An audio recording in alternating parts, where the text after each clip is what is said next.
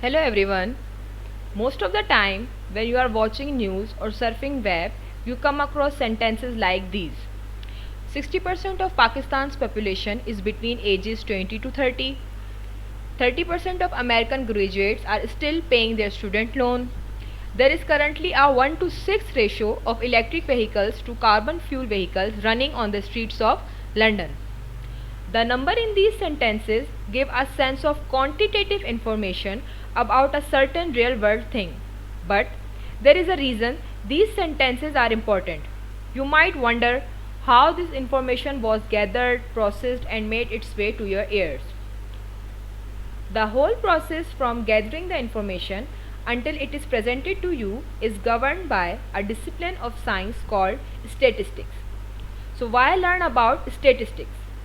As the basic definition tells you, it is the study of useful quantitative information about a real world phenomena to better understand and make informed decisions about it. Quantitative information gives you a sense of confidence while making decisions. When you have a proper information, you are most likely to make correct decisions, plan or organize your actions. For example, a weather forecast. It tells you in numbers how weather is going to vary throughout a day or even a week. So you might plan your day accordingly. You might decide whether you want to go out or not, take your raincoat with you or not. So there you have it.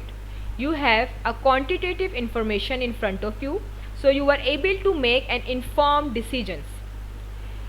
Let's look another example.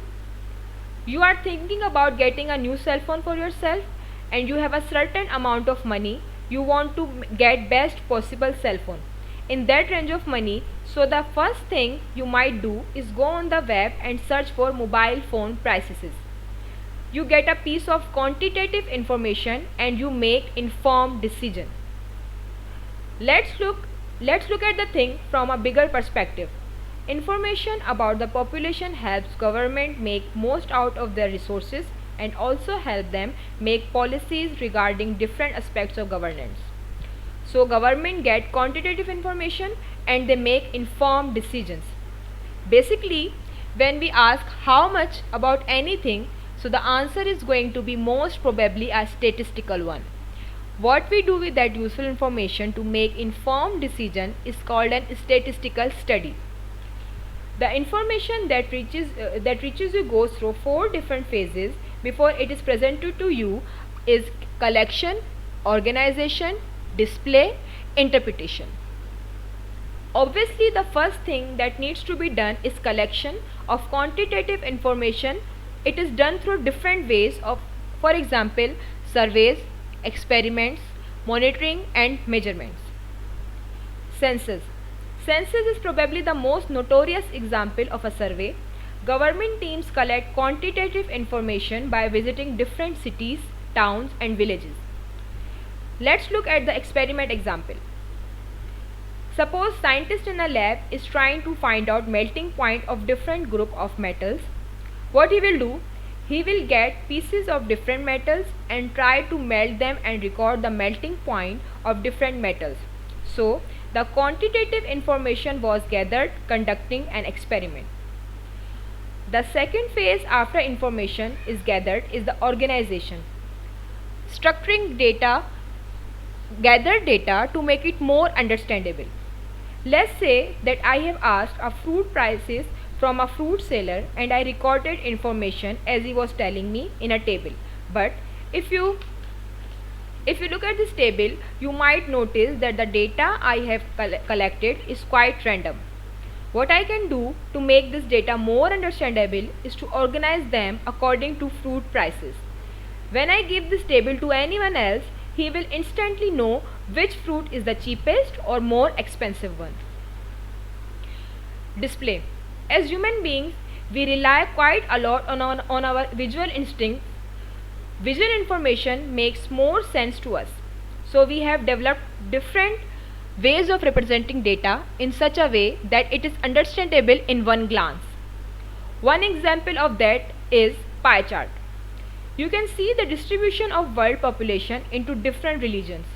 This graphical representation is more easy on the eye and provide us with more insights into the information. For example, looking at this pie chart, you can easily tell, even if I erase the numbers that are represented here, that population of Muslim is as high as 4 times the number of Buddhists in the world. Line graph. It is another way to represent information in a graphical way. You can easily see the variations in the intensity of workout of a certain person throughout the week. Bar graph. It is another way provide visual insight about a set of quantitative information. The graph that you are looking at is simply telling us how much an individual fruit has been sold. Interpretation. The last but not the least component of statistical study is the interpretation. Interpretation of the data that has been gathered, organized and displayed. While interpreting quantitative information, we look into more depth and try to identify key indicators of the data.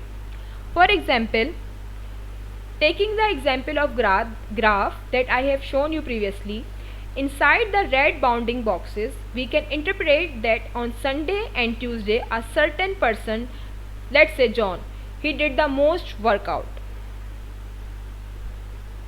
In the next video of mine, we will apply these 4 components on some set of quantitative information and get a hands-on idea of statistical study. Thank you. And if you like this video, please consider subscribing our channel and give this video a thumbs up. Thank you so much.